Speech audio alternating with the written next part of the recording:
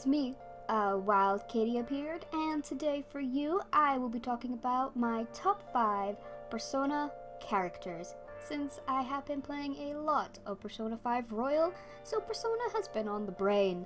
So I thought I would make a list of my favorite characters.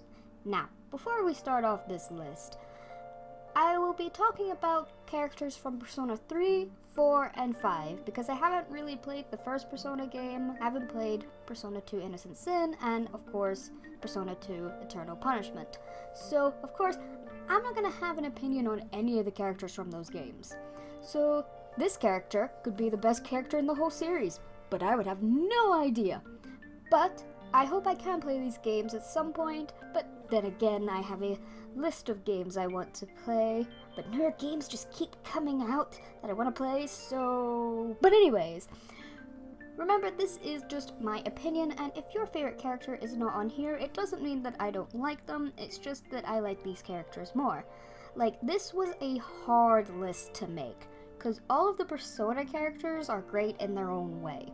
And the Persona games are known for their characters, because all of them are well-written characters, and they make the story very interesting. So, there will be spoilers for Persona 3, 4, and 5. So that being said, let's get on with the list. Okay, at number 5 is Mitsuru from Persona 3. She is my top girl in Persona 3. I love her. She's a badass, she's a great leader, and she is so adorable. If you have done her social link, you know what I'm talking about. Her character is just so interesting with everything she's been through in the games, and the fact that she takes over her family company from such a young age and rocks it is amazing. But also, Mitsuru has a special place in my heart, because she helped me come to figure out my sexuality. Okay, so, when I was 14 years old, I started finding girls attractive. And I remember being very confused at the time, thinking I was gay, but I knew I was still attracted to guys, so I didn't know what to think, because when I was 14 years old, I had no idea there were other sexualities. I thought it was either you were gay or straight, and that was it.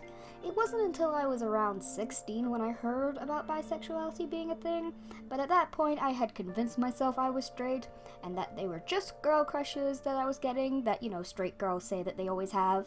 But then, when I was 19 years old, I got into Persona after watching a Let's Play of Persona 4 Golden from the YouTuber Nico B, and I played the original Persona 4, and then of course played Persona 3.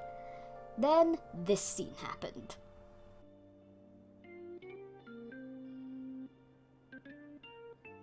No soul, robust, go bust, be bust, justice to the man with no life.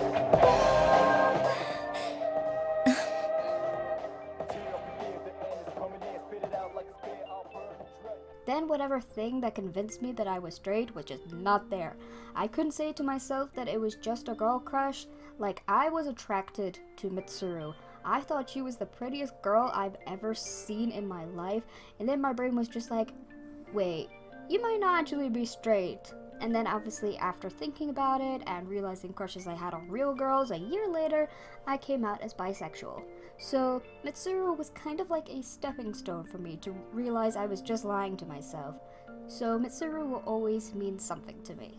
Number 4 is Futaba from Persona 5. Futaba is such an amazing character, and she's honestly the most developed character in the main cast outside of social links, as they kinda did obviously a Persona 4 thing for her when it came to her palace. And of course we got to meet her shadow, and also her palace is like one of the best out of them all, and we learned so much about her. Also, hearing her story just made me nearly come in tears, with her thinking it was her fault that her mom committed suicide, but then we find out that that wasn't the case. And those awful people that made Futaba believe that it was her fault, like, was it just me or did anyone else want to beat up whoever said that to her? Because, well, I did. But anyways, out of the Persona 5 cast, I would definitely say I would be friends with her, since both of us like anime, video games, and we're as geeky as they come. So yes, number 4 is Futaba. Number 3 is Akira, the main protagonist of Persona 5. Now, normally I would not put the main pro tag in a Persona game as in one of the best character lists, because normally Persona pro tags are normally just blank slates for the player to put themselves into. But Akira seems different than the rest. Even though he is the silent protagonist, he has personality, and I think that's because we get a backstory on him and have his Phantom Thief version of this character as well, which is very interesting. Like, no hate to you or Makoto, but Akira takes the cake on how awesome of a character and just bursting of personality that he is.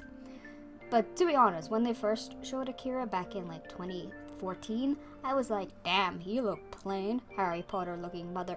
Anywho, then the trailer showing him in his thief outfit came out, and at which I think I was like everyone else when I was like, damn boy, and I came a lot more interested in this character.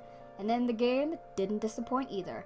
To me, he is definitely the best pro tag that we have had. Like, Persona 6 main pro tag has shoes to fill whenever we're getting that game. But hey, Atlas, if you happen to be watching this video, can we like get a female pro tag next time? Or at least let us choose? Like what we did for Persona 3 Portable? Thanks. But anyways, also I know Akira is also called Rin in the anime and manga, but his name will always be Akira to me, and I will take that to my grave. Number 2.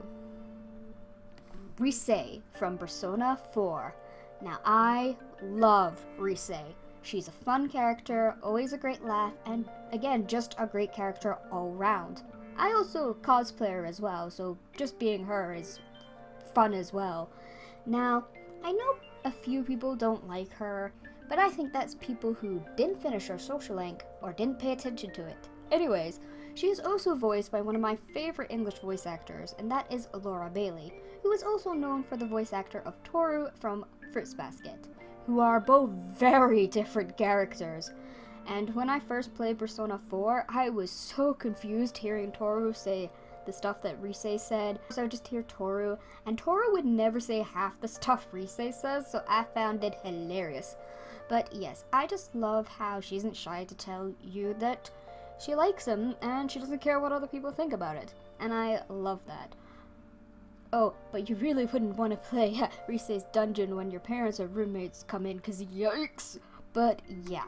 And now, before I get to number 1, here are some honorable mentions.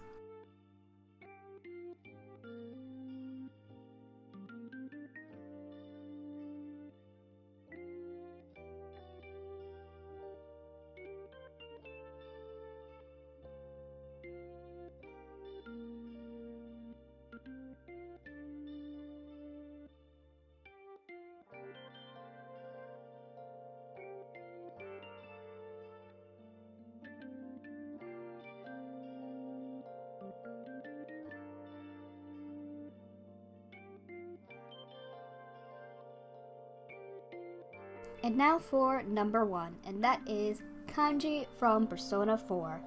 Kanji is best boy. Kanji is awesome. He is best boy in Persona 4. Actually, he's probably like best boy in the whole Persona series. He has the best lines, funny moments, and his character development and story are just great. Even though he's tough on the outside, he's such a sweetheart and he's just so caring. Also, his arc was great and it was very relatable as well. Now, I know Kanji's sexuality has been debated between Persona fans for a while now, with people saying that he's actually gay or people saying that no, he's straight. For me, I headcanon that he's actually bisexual. The way he talks about his sexuality kind of reminds me of how I was like when I was trying to figure out mine. So that's why I think that. But to be honest, it doesn't really matter what his sexuality is. We can all agree that he is a great character. Also, his social links are great as well. And he works great with the cast, and I think without Kanji, Persona wouldn't be the same. So that is my list of my favorite characters in the Persona series. Tell me who your favorite characters are, and are you playing Persona 5 Royal? Speaking of Royal, I'm off to go play more, so I hope you enjoyed this video. Remember to like and subscribe for more fandom content that you can shake a stick at, and see ya!